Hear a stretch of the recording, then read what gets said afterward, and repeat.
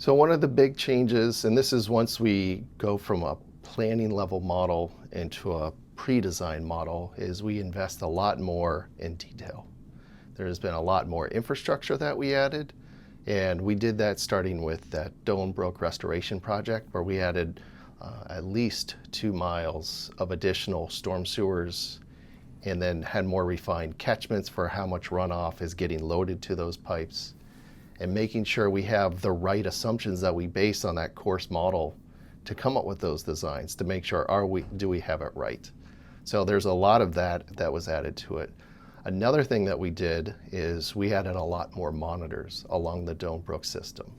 We had, I think, 1, maybe 2 during the original master plan. We had up to 7 that we were using to compare the measured versus modeled with this updated model to once again make sure that we had it right. And so with those 7 monitors in there to compare sometimes level and flow, we had a better confidence with how this model was predicting. We also used that model to compare 3 significant storms that people might remember. There was the March 2020 storm, there was the September 7th, 2020 storm, and then there was an August 23 storm. And we used those different storms to compare wherever we had monitors to measured to help with the calibration. The third thing that we did that was significant is we better represented what happens when the water got onto the surface. And so for this new model, we have what we call this 2D mesh.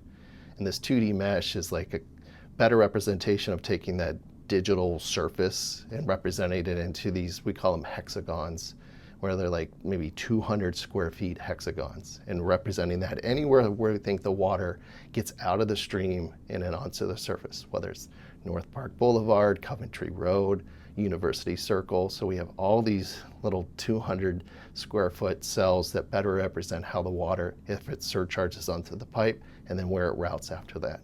Before, we had what we call a dual drainage model, this 1D model, and that was a much coarser representation. It was a single, we call it a prismatic channel, so its shape doesn't change throughout from one junction to another, and it was a much coarser representation of it. The last thing that we did is, so that's the model. We also had some improvements with our refined post-processing analysis, where we take those heights, we compare to that surface, we figure out the depths of what floods at a building or a transportation level, and we use that to better understand the counts of what floods as well as the risk for those different roads and buildings that flood as well.